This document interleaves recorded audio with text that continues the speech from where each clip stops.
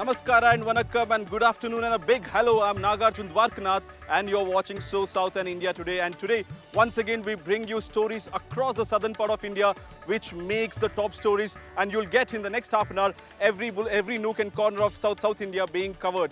Joining me are Sagai Raj from Bengaluru, Pramod Madhav from Chennai, Anaga Keshav from Chennai, Shibi Mol from Trivandrum, Apurva Jayachandran from Vijayawada, Abdul Bashir from Hyderabad. Let me move to Abdul Bashir and ask him what's happening. Abdul, what's the news today? Is the Chief Minister back in Hyderabad? Is he making news? Well, good afternoon, Nagarjun. Yes, the Chief Minister is back in Hyderabad, and the whole controversy that surrounds the Telangana state is the BC reservation that we are going to talk about today, and also another development in the phone tapping case, the controversial phone tapping case where a Minister of State, Bandi Sanjay, will appear before the special investigation team to give details and record his statement in the major controversial phone tapping case today. Over to you, Nagar. Well, thank you, Abdul. And moving to the neighboring state of Andhra Pradesh, Apurva, what's making news in Andhra today? Well, Nagarjun, a very sad state of affairs there where a crime incident has taken place. A Dalit has been brutally assaulted, locked up and assaulted allegedly by YSRCP leaders there. In fact, two of them have been arrested while several others who were involved are absconding. The mother has put out a heartbreaking video requesting for the victim who had been assaulted to come home. Definitely a shocker here in Andhra Pradesh. Shibi Mol, what's making news in Trivandrum and Kerala? Is it politics or something else? Well, Naga, we're seeing growing support as expected for Rahul Gandhi's claims, even from the left parties who are the main opposite party for against Congress in Kerala. And also there's a major relief for actress Shweta Menon given by the Kerala High Court. Thank you, Shibi. And Anaga Keshav from Chennai. Big India Today impact stories you're bringing is what I'm told, and what else is happening in Chennai? Well, truly, it is a big day for India today. It's because of India's relentless coverage over the last many days why the National Commission for Scheduled Caste has taken cognizance of the fact that many sanitary workers are now left jobless because of the privatization of waste management in 2 zones of Chennai. And now the Commission has directed GCC's Commissioner, Mr. Kumar Gurubaran IAS officer, to submit a detailed report, a fact of the matter, within 15 days. That is India Today's big impact that we are bringing to our viewers. And the second big story, a very big day for the state of Tamil Nadu. A new education policy is being unveiled by the Chief Minister M.K. Stalin. In fact, if we do take a look at some of the most salient features of this policy, you can actually see that it's a direct rebuttal to what the national education policy is. So across the time of this bulletin, we'll be bringing to you what exactly the main takeaway of the new state education policy is and how different it is from the national education policy. Thank you, Anaga. And today's big story, Rahul Gandhi versus Election Commission in Karnataka. The Election Commission has hit out at Rahul, giving him an ultimatum of either sign the declaration or apologize. Election Commission sources say that if Rahul believes his analysis, then signing the oath shouldn't be a problem. Says if Rahul doesn't believe in his allegations, he might not sign the oath. Rahul earlier released a video message reiterating the Election Commission voter theft. The 8-minute long video by Rahul highlights SIR exercise now in Bihar, as well as voter theft alleged against the Election Commission by him. Rahul claimed that the elections are choreographed. Rahul will lead the demonstration in Bengaluru today, highlighting the charges that elections are being rigged in Mahadevapura assembly segment of Bengaluru Central Lok Sabha seat that happened in 2024 last year. The protest led by Rahul Gandhi as well as India bloc leaders will also hold a yatra or a dharna in Bihar from August 17th to September 1st over the electoral roll process or revision process in the state. Meanwhile, BJP has hit back, accusing Rahul of tarnishing the Election Commission's image, further stating that the Congress selective outrage and not raising doubts in the Congress-ruled states.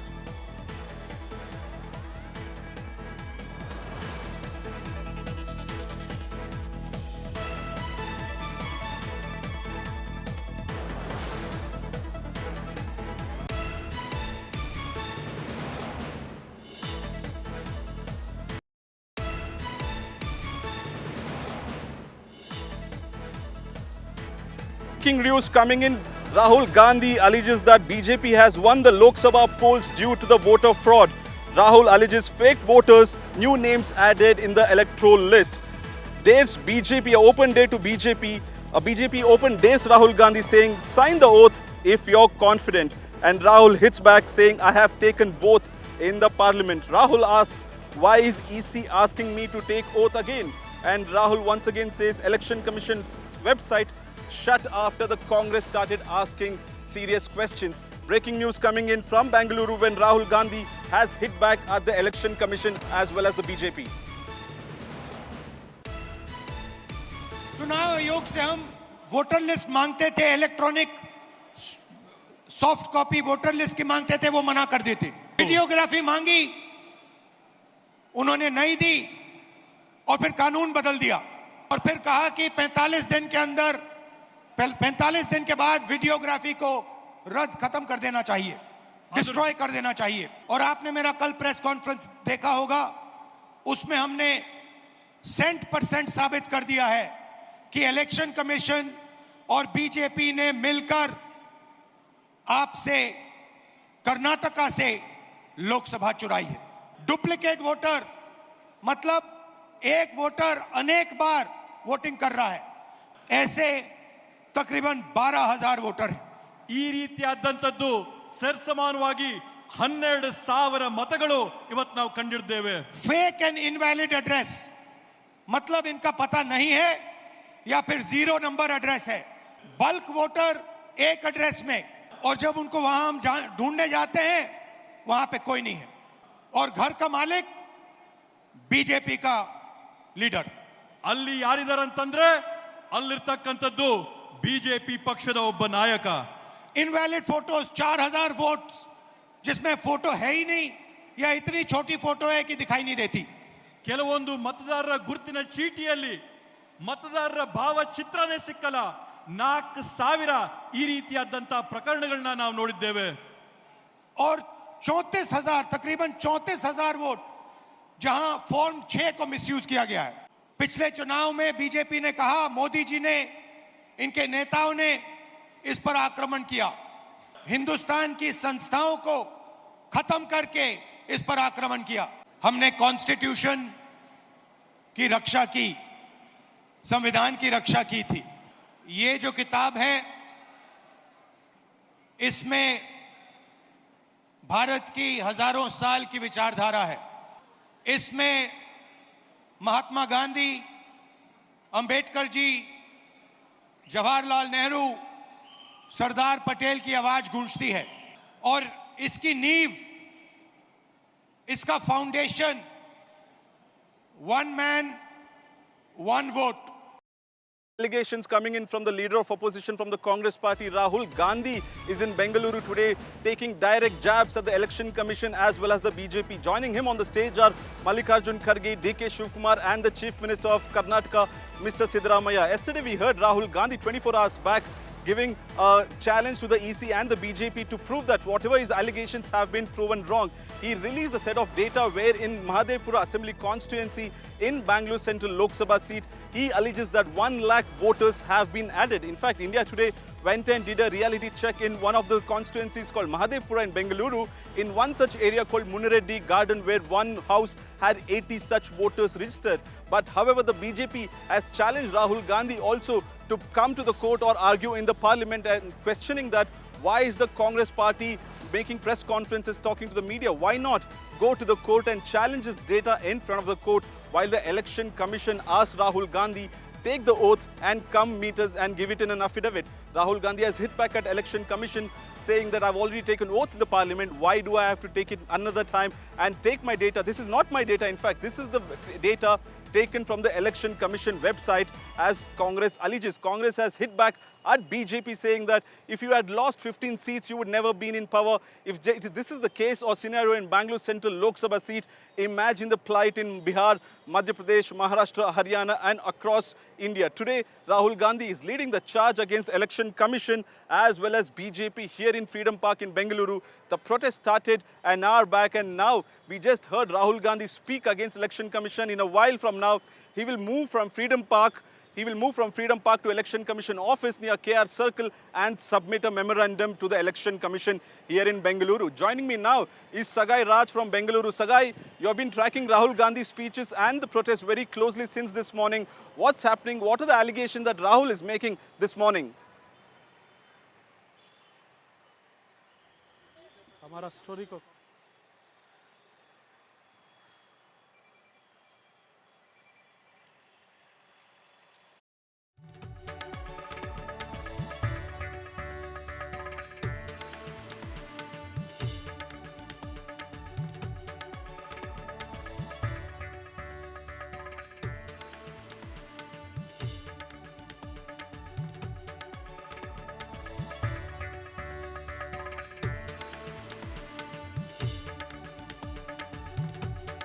Sagai Raj, you are at the Freedom Park, the protest site where Rahul Gandhi, Mallikarjun Kharge are leading this protest. You have been tracking this protest since morning. What are the allegations that Rahul and Kharge are making this morning?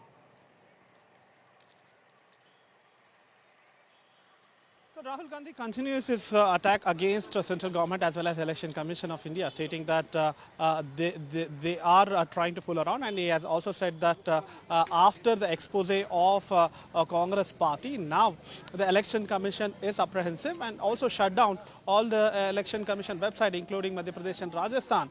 Now he claims that he will continue this protest, and as I speak now, Mallikarjun Kharge is addressing the gathering. And after his speech, they will reach Election Commission office here in Sheshadri Road and submit a memorandum along with all those proof that he has provided during a press conference yesterday.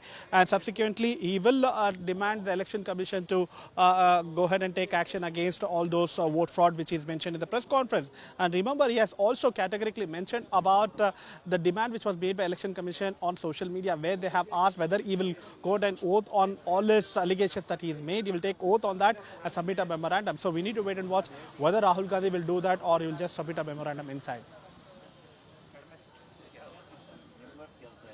Now BJP has hit back at Rahul Gandhi for this allegation. Let's listen to what the BJP is saying. Rahul Gandhi ji कितना बड़ा झूठ तैयारी करके बोल सकते हैं, बिना तैयारी तो कर ही नहीं होगी। इतना बड़ा प्रेजेंटेशन दिया था, आपको सुनकर के उनका बुनियादी वाक्य था महाराष्ट्र में 1 करोड़ वोट बढ़े। मेन बुनियाद तो यही है उनके भाषण की। इलेक्शन कमीशन ऑफ इंडिया की वेबसाइट पर है 2024 में महाराष्ट्र विधानसभा में वोटर थे 9,71,41,289। लोकसभा में थे 9,30,61,760। तो लोकसभा और विधानसभा के बीच में 40 लाख वोट बढ़े। राहुल गांधी 1 करोड़ बता रहे हैं, तो 60% का मार्जिन हो गया। तो क्या आगे से वो कुछ भी चीज़ बोले तो उसको 60% माइनस करके समझा जाए? क्योंकि 60% का मार्जिन का झूठ तो वो अपने पहले सेंटेंस में बोल रहे हैं।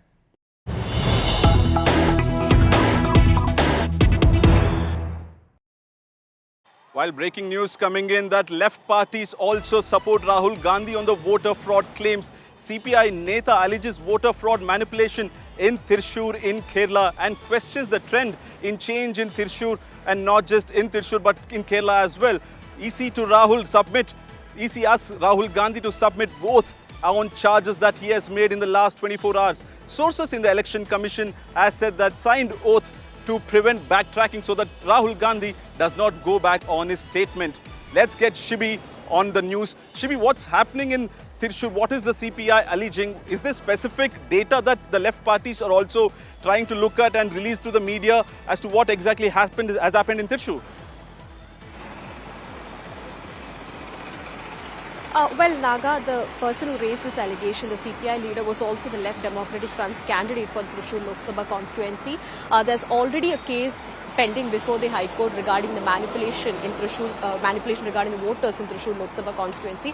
What V.S. Sunilkumar is saying is that there was a trend in Kerala which was in favor of the Congress party, but Thrissur alone is one seat where they not just lost the election, but they finished third in place. So what exactly went wrong, just like how Rahul Gandhi is asking, is what Sunilkumar said. He also says there was a bulk amount of voters added to Thrissur constituency. Now that was an allegation that was raised during the elections itself, saying that people from different constituencies, neighbouring constituencies and migrant labourers' names were added to the Thrissur constituency to the voters list. He also says that as far as the address proof is concerned, in the last minute the Election Commission added one more address proof option, which was about the postal address. So if you are staying in this particular address and if you are getting a postal delivery or any letter or any courier delivered to that address, then that can also be considered as an address proof, is what he said. So that was added in the last minute, raising a lot of suspicion, because he feels that this was added, this document of proof was added to help these voters who had just shifted to this particular constituency. He says the work was carried out by BJP, focusing on these closed apartments and closed houses in Thrissur constituency, and many people from different constituencies were added to the voters list in Thrissur. So these are the main allegations that's being raised by him. He says that the case is already pending before the court, but whatever Rahul Gandhi said makes sense when it comes to Thrissur also, because how can the trend go completely wrong in Thrissur alone when they had a massive victory across the state? Well, thank you, Shibi. And now reaction coming in from the CPI Neta. Let's listen in. ഇപ്പോൾ തൃശ്ശൂർ ഇലക്ഷനിൽ തന്നെ parliament ഇലക്ഷനെ സംബന്ധിച്ച് തന്നെ ബഹുമാനപ്പെട്ട ഹൈക്കോടതിയിൽ election case നിലനിൽക്കുന്നുണ്ട്. അതടക്കമുള്ള കാര്യങ്ങളിൽ പല സംശയങ്ങളും തൃശ്ശൂർ പാർലമെന്റ് ഇലക്ഷൻ സംബന്ധിച്ച് പല സംശയങ്ങളും ഉയർന്നു വന്നിരുന്നു. വോട്ടർമാരെ ചേർക്കുന്നതുമായി ബന്ധപ്പെട്ടുകൊണ്ട് രാഹുൽ ഗാന്ധി പറഞ്ഞ പല സംഭവങ്ങളും തൃശ്ശൂർ പാർലമെന്റ് ഇലക്ഷനിൽ നടന്നിട്ടുള്ള കാര്യങ്ങളാണ്. കാരണം ഇവിടെ വോട്ട് ചേർക്കുന്ന കാര്യത്തിൽ ഇലക്ഷൻ കമ്മീഷന് എടുത്ത നിലപാടുകൾ ദുരൂഹമായ നിലപാടുകളായിരുന്നു. അതിൽ ഏറ്റവും പ്രധാനപ്പെട്ട കാര്യം, ഇലക്ഷൻ ഒരു പുതിയതായി വോട്ട് ചേർക്കുന്നതിന് വേണ്ടി ഹാജരാക്കേണ്ട 5 പ്രധാനപ്പെട്ട ഡോക്യുമെന്റുകളിൽ ഇലക്ഷൻ കമ്മീഷൻ അവസാനം ഉൾപ്പെടുത്തിയ ഒരു ഡോക്യുമെന്റ് എന്ന് പറയുന്നത്, ഏതെങ്കിലും വിലാസത്തിൽ വോട്ട് ചേർക്കാൻ ഉദ്ദേശിക്കുന്നുണ്ടെങ്കിൽ ആ വ്യക്തിക്ക് ആ വിലാസത്തിൽ വന്നിരിക്കുന്ന ഒരു പോസ്റ്റൽ ഒരു കാർഡോ അല്ലെങ്കിൽ ഏതെങ്കിലും തരത്തിലുള്ള വസ്തുക്കളോ ഒരു പോസ്റ്റൽ ഡിപ്പാർട്ട്മെന്റ് വഴി വന്ന ഒരു രേഖ ഹാജരാക്കിയാൽ പോലും അദ്ദേഹത്തിന്റെ വോട്ട് ചേർക്കാൻ കഴിയുന്ന തരത്തില് വളരെ ലഘൂകരിച്ച വോട്ടർമാരെ ചേർക്കുന്ന സംവിധാനം കഴിഞ്ഞ ലോക്സഭാ ഇലക്ഷനിൽ ഉണ്ടായി. Election Commission once again is under fire. The leader of opposition in Lok Sabha, Rahul Gandhi, has accused of voter list manipulation in Bengaluru, calling the addresses where 80 voters have been allegedly registered in one single room in Mahadevapura constituency. India Today investigates the crime on ground. Take a look at this special package. जो हमें मिला है वो atom bomb, मतलब atom bomb है, फटेगा तो आप election commission आपको दिखेगा नहीं Hindustan. The face-off between Rahul Gandhi and the Election Commission escalates. The leader of opposition has accused the EC of voter list manipulation in the heart of Bengaluru. Now, Rahul Gandhi claims that 80 voters were registered from a single-room house in the Muni Reddy Garden during the 2024 Lok Sabha elections. Bulk voters in single address, single bedroom का घर है, 80 voter रह रहे हैं उसमें, अलग अलग नाम, अलग अलग परिवार. और जब हम वहां जाते हैं हमें बताया जाता है यहां पे 80 लोग नहीं रहते, यहां पे ये लोग हैं ही नहीं, कोई नहीं जानता इनको.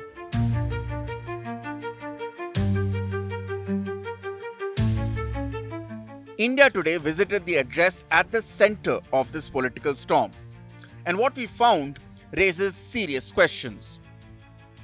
The house, which is barely 10 to 15 square feet, is currently occupied by a food delivery agent from West Bengal who moved in just a month ago.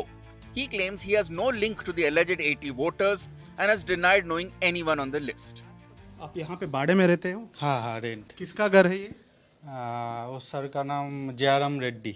Jairam Reddy है. कौन है वो, किस पार्टी का है? वो तो पता नहीं सर. मैं इधर 1 महीना आया सर. इधर मैं 1 महीना आया, ठीक है. मैं ज्यादा दिन. कौन था, कुछ पता था? वो ओनर सर ही बता सकते. The house is owned by Jairam Reddy, who Dipankar claims has ties with the BJP. When contacted by India Today, Reddy initially confirmed being affiliated with the party but later backtracked.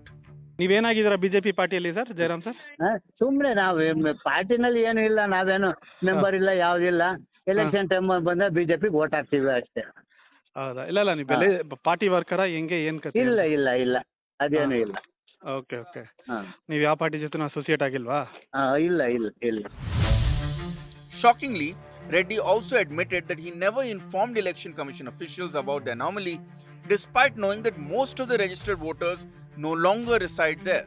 ಅಲ್ಲ, ಇವಾಗ ನೋಡಿ 10-15 ವರ್ಷ ಹಿಂದ್ಗಡೆ ಇದ್ದವರೆಲ್ಲ ಒಬ್ಬೊಬ್ರು ಖಾಲಿ ಮಾಡ್ಕೊಂಡು, vote ಇರೋರೆಲ್ಲ ಖಾಲಿ ಮಾಡ್ಕೊಂಡು ಹೋದ್ರು.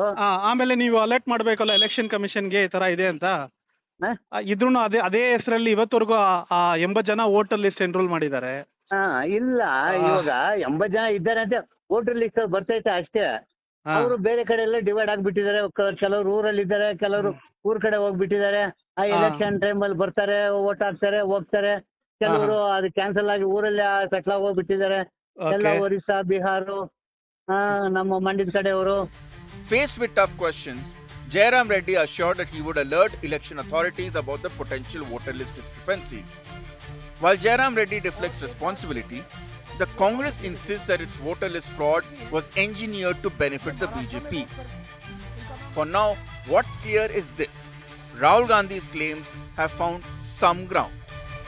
It is the house of Dipankar. He says that he is living here from past 1 month, and it is a very small house where he can accommodate only 1 or 2 people, which has a hall and a kitchen and a bathroom, and it doesn't even have a bedroom. And as per the allegations made by Rahul Gandhi, he said that around 80 people have enrolled for voter list from this particular house number 35, here in Munreddy Garden near Bengaluru. With video journalist Madhu Sagaraj reporting for India Today, Bengaluru.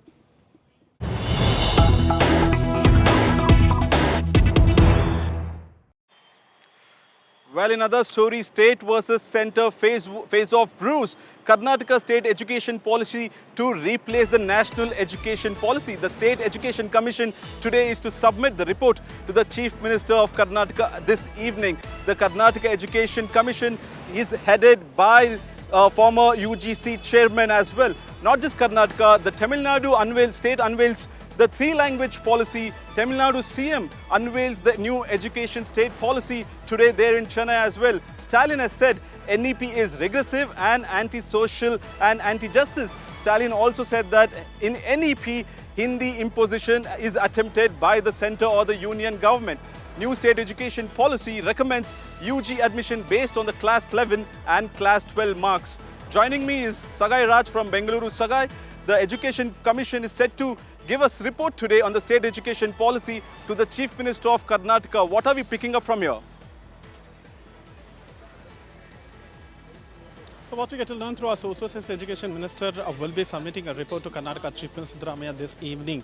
And remember that the Karnataka government has been opposing the NEP policy, and they will they also claim that they will come up with their own state education policy, and subsequently the report will be submitted today. And if you notice that a similar kind of lines which have been followed even in Tamil Nadu, where they are following 2-language policies, in all possibilities even Karnataka Congress government might also go ahead with that, but we need to wait for the report when it will be submitted to the Karnataka Chief Minister.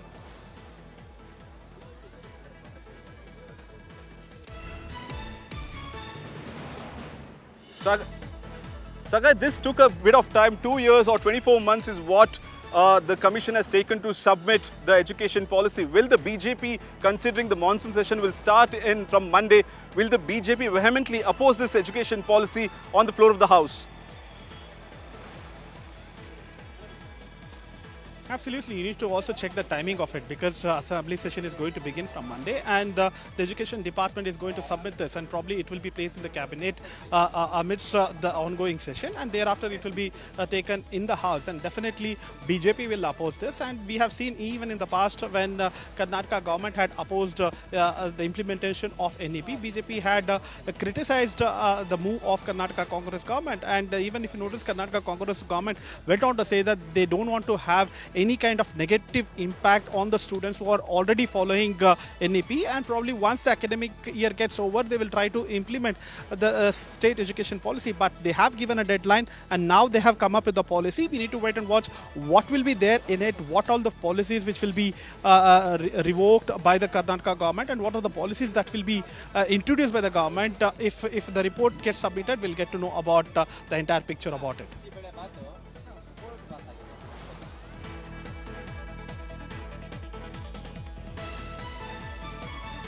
Sagai, thank you for giving us the update from Karnataka, and the same issue is brewing in Tamil Nadu as well. Tamil Nadu today has unveiled the state education policy. The Chief Minister received the report from the Education Commission as well. The Tamil Nadu education policy recommends the two-language policy and feels that it's an Hindi imposition in NEP by the centre and the union government. The new education policy recommends undergraduate admissions for class 10 based on the class 11 and 12 marks.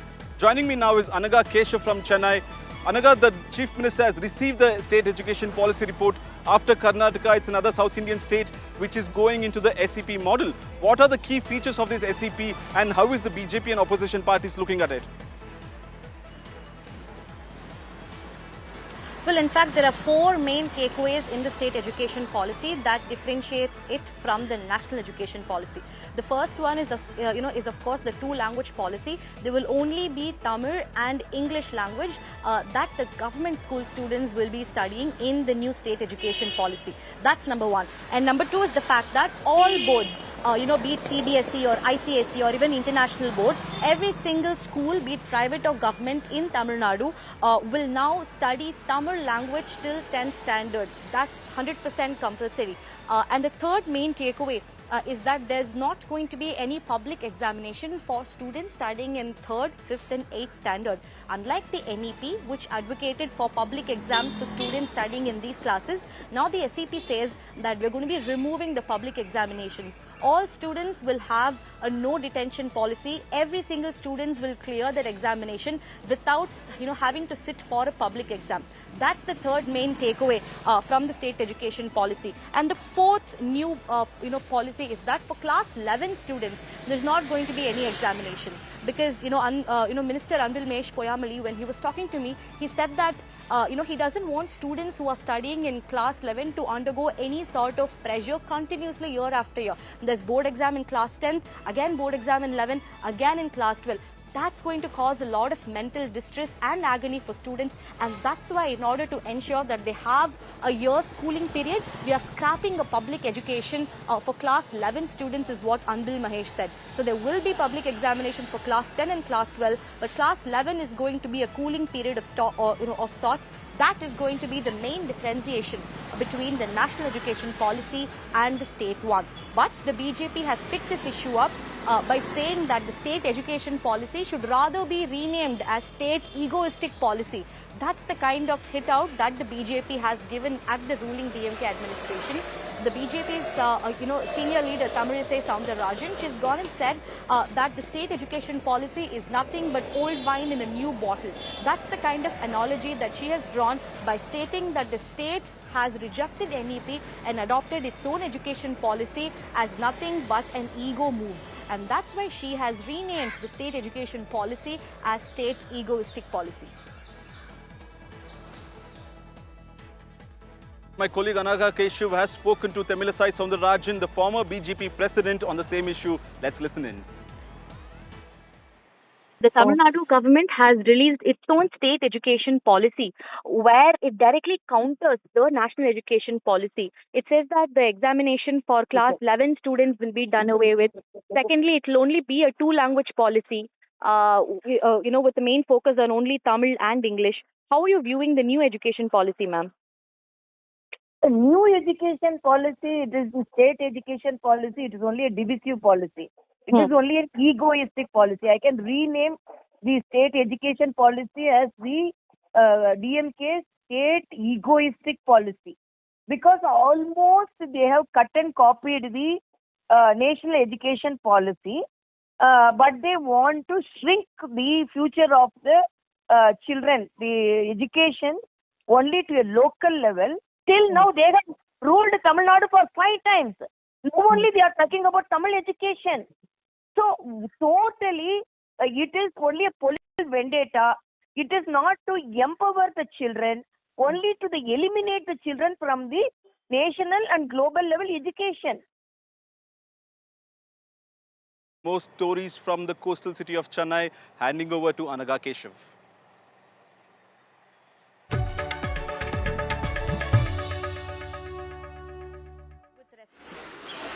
Well, that was the big state education policy release here in Tamil Nadu. We heard what the BJP said. The BJP believes that the new state education policy is nothing but a cut, copy, paste of what the centre had already done. The BJP has called this a state ego policy, whereas the DMK believes that its own policy will ensure that the students of Tamil Nadu will be future ready with an emphasis on social justice. We placed before you the 4 main takeaways of state education policy and how that exactly differentiates from the centre's national education policy. Moving on, the big breaking that we have from, because of India Today's impact is the fact that the National Commission for Scheduled Caste has taken cognizance of the fact that lots of sanitation workers are now at the threat of being rendered jobless after the privatization of waste management in 2 zones. That's Zone 6 and Zone 7. India Today has continuously been visiting several parts of Chennai, from Nolambur to Nungambakam to Egmore, where we were utterly shocked to see the kind of apathy and indifference that was meted out by the Chennai Civic Corporation. The sanitation workers have refused to turn up for work, and they've rebelled against the Chennai's corporation, demanding that if you are going to go ahead and privatize waste management, then will not turn up for work, is what the sanitation workers are saying.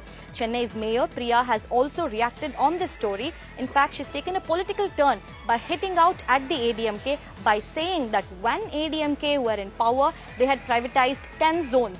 But DMK has only privatized 2 zones, and hence ADMK has no moral right to speak on behalf of sanitation workers. We bring to you on ground report from Egmore to really show you what the ground reality really looks like. அவர் வந்து இப்போ எலெக்ஷனுக்காக வெளியில வந்து பேசுறது. கடந்த அதிமுக ஆட்சியில வந்து 10 மண்டலங்களை வந்து பிரைவேடைஸ் பண்ணாங்க. அப்ப எங்க போச்சு? அப்ப ஏன் குரல் கொடுக்கல? அப்ப ஏன் இந்த அநீதியை தடுக்கல? 10 மண்டலங்கள் பண்றதுக்கோ 2 மண்டலங்களுக்கு பண்றதோ ஒண்ணா? அப்ப குரல் கொடுத்திருக்கலாமே. The arrogance of the DMK is definitely very evident in this issue, because they say that when ADMK was in government, they also privatized. Now why you are questioning? This is the way these people opposed it. They say they privatized 10 zones, we are only privatizing 2 zones. This is what the mayor also says. And for the last so many weeks, the public are put into a big, distress. So this is not fair, and it very clearly exposes the DMK's capability of ruling, and particularly the Chennai Corporation.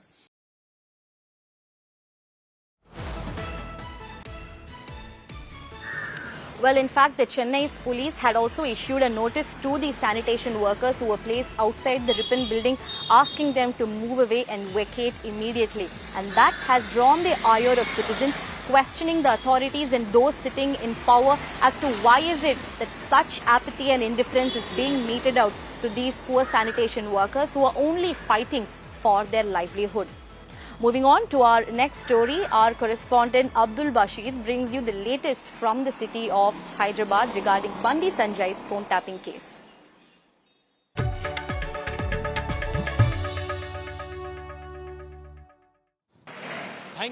Thank you, Anaga. And we get back to Telangana, where a major breaking that has come up is Bandi Sanjay is set to appear before the special investigation team today to give his statement on the controversial phone tapping case. Now, this case was registered after the Congress government was formed in Telangana against the previous BRS regime, alleging that several phones have been tapped, be it the celebrities, politicians, businessmen, and even party workers, is what is being said. Now today, Bandi Sanjay is appearing before the special investigation team to record a statement, give proper evidences. What he claims to have also collected some evidences from the central agencies is what Bandi Sanjay has said. So here, what exactly that the controversy had been erupting is that several leaders, even the Telangana Pradesh Congress Committee chief, the Mahesh Kumar Gaud, even Revanth Reddy, everybody's phones were tapped, and this was the whole controversy that is going on. Now let's listen in what exactly Bandi Sanjay has to say before he had been appearing before the SIT.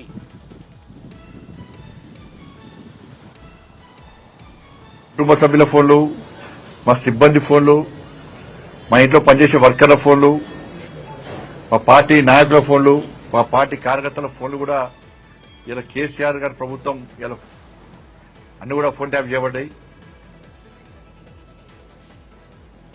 కాబట్టి ఈ విషయంలో ఇప్పటి కూడా ఈ Congress party ప్రభుత్వం మీద నమ్మకం లేదు, సిట్ మీద నమ్మకం లేదు. సిట్ అధికారులు నా ఫోన్లు, మా కుటుంబ సభ్యుల ఫోన్లు, మా సిబ్బంది ఫోన్లు, మా ఇంట్లో పనిచేసే వర్కర్ల ఫోన్లు, మా పార్టీ నాయకుల ఫోన్లు, మా పార్టీ కార్యకర్తల ఫోన్లు కూడా ఇలా కేసీఆర్ గారి ప్రభుత్వం ఇలా అన్ని కూడా ఫోన్ ట్యాప్ చేయబడ్డాయి. కాబట్టి ఈ విషయంలో ఇప్పటి కూడా ఈ కాంగ్రెస్ పార్టీ ప్రభుత్వం మీద నమ్మకం లేదు, సిట్ మీద నమ్మకం లేదు. సిట్ అధికారులు. Well, the next story is from the neighboring state Andhra Pradesh, where our colleague Apurva Jayachandran will provide more details. Over to you, Apurva.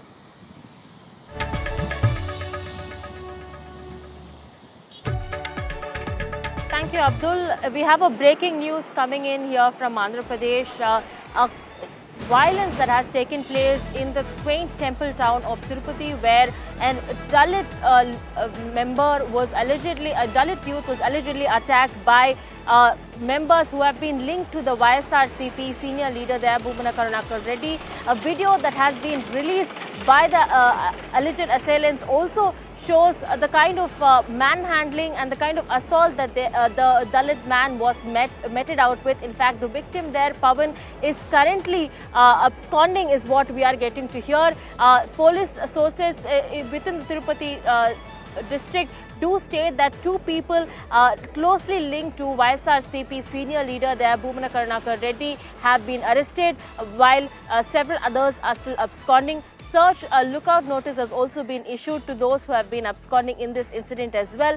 In fact, a video, the victim's family states is that there has been a video that has been released of the assault there on social media, as well as to the victim's father, wherein the victim's mother states that they had been receiving phone calls wherein they were directed or instructed to give rupees 5 lakhs, or that their son's body is what they will receive, and that their son's kidneys will also be sold, is what the mother there has given a statement saying that she and her husband have been threatened. A shocking incident definitely at Andhra Pradesh. In fact, the TDP-led NDA government remaining strong against its putting down its foot on this kind of hate crime and violence, has also reacted on this, saying that no kind of violence will be tolerated in Andhra Pradesh.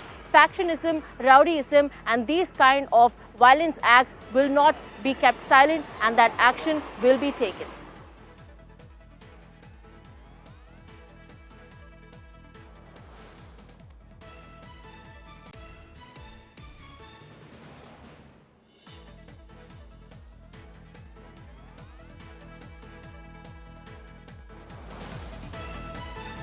Now from Andhra Pradesh, let's move on to Kerala. My colleague Shibi gets you more on the latest that is going. Over to you, Shibi.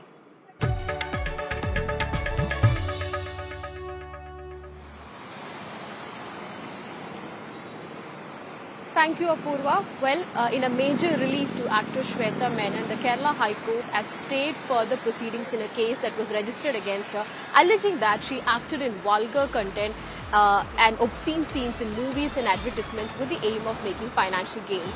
The Kerala High Court felt that prima facie there is the arguments mentioned by Shweta Menon before the High Court stands, and it has also sent notices to the Ernakulam Central Police as well as the complainant. In a petition filed before the High Court, Shweta argued that she is a respectable actress in the industry and all of her films, as been mentioned by the complainant, were duly censored and approved by the censor board. In fact, one of those films mentioned by the complainant, Paleri Manikam, she also won the state award for Best Actress at the Kerala State Film Awards. So she says that this was a case that's been initiated to malign her image and reputation in the society. The most important part that was mentioned by her before the High Court was she's running for the presidential post of the AMMA, which is the Association of Malayalam Movie Artists, which is the most prominent association as far as movie artists are concerned in Kerala. She says if elected, she will become the first woman president of AMMA, and naturally there was support growing for her, which is also the reason this case has been filed.